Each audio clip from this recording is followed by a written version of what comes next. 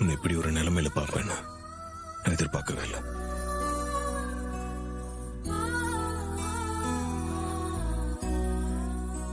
நான் இப்ப சொல்றேன், நீ என் மனசுல இடம் பிடிக்க செஞ்ச எல்லா விஷயத்தையும் நான் ரசிச்சிருக்கேன். ஆனா வெளியே காட்டிக்கிட்டது இல்ல.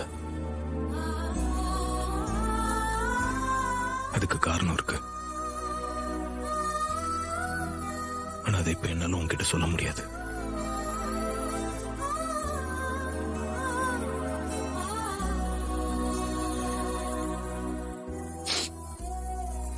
உன்னை எனக்கு பிடிக்கும் ரேவதி. உன்னோட பேச்சு, உன் சிரிப்பு, என்கிட்ட விளையாடினது,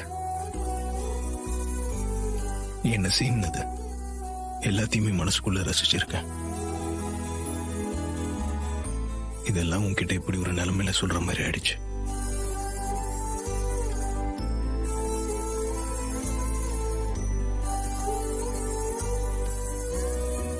என் வாழ்க்கையில ஏற்கனவே ஒருத்தி இழந்துட்டேன். உன்னையே என்னால இழக்க முடியாது Revathi.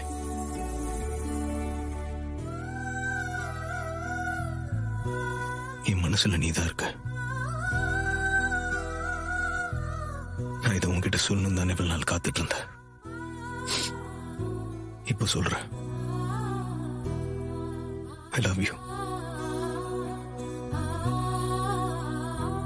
I love you Revathi.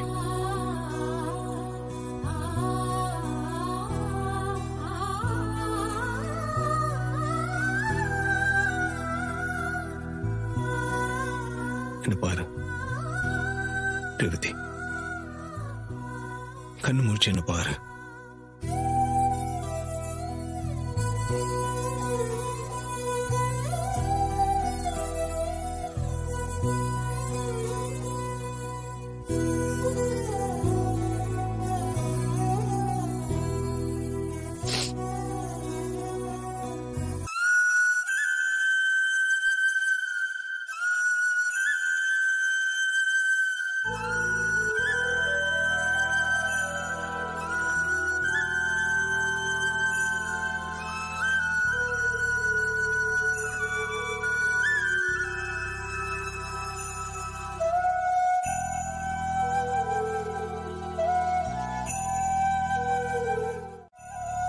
இங்க பாரு.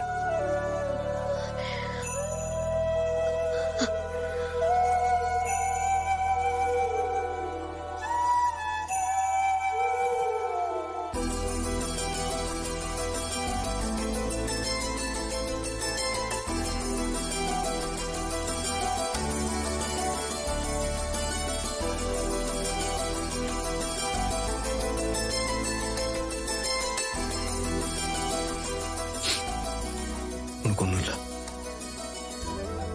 உள்ளிட்ட எடுத்துட்டாங்க. நீ ஒரு பிரச்சனையும் இல்ல. டேய் புருஷா, உன் மனசுல இருக்கிற காதல வெளியில வர வைக்க நான் கொண்டாடி பட்டு பொழிச்சு வர வேண்டியிருக்கு. இப்பவாச்சும் ஐ லவ் யூன்னு சொன்னியே, அது வரைக்கும் சந்தோஷம்தான். இன்னைக்குதான் நான் பெட் கட்டின கடைசி நாள். என்ன ஜெயிக்க வச்சு நீயும் ஜெயிச்சுட்ட. டேய் புருஷா, இந்த நாளை என்னால என்னைக்கும் மறக்க முடியாது.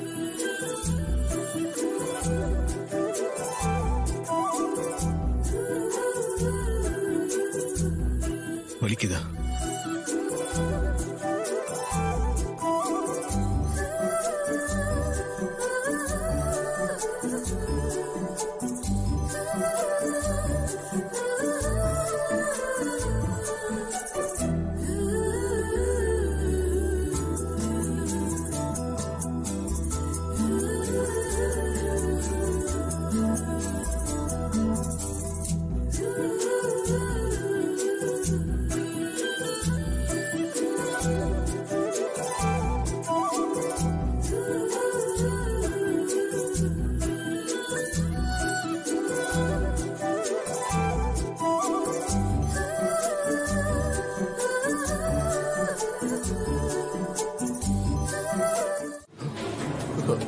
சித்தப்பா சொல்லு சித்தப்பா, என்னத்த சொல்றது?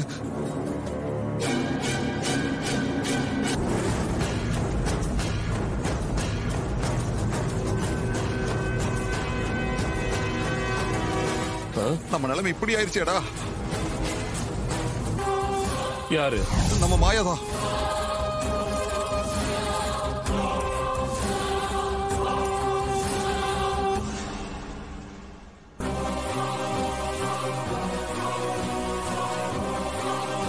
உங்களை யார் இப்படி கட்டி போட்டது?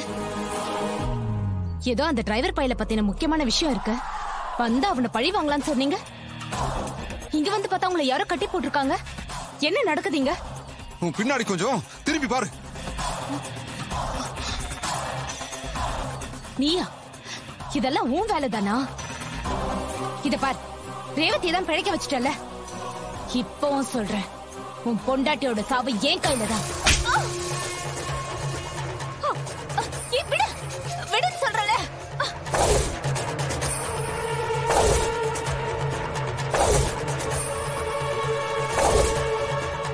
சார் நீங்க விடுங்க சார். விடுங்க, நாங்க பாத்துக்கிறோம். இந்த அக்யூஸ்ட பிடிக்க ரொம்ப ஹெல்ப் பண்ணிருக்கீங்க. Thanks sir.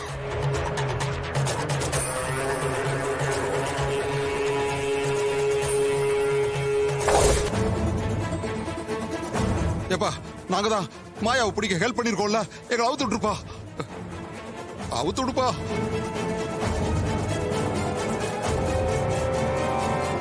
மவனே,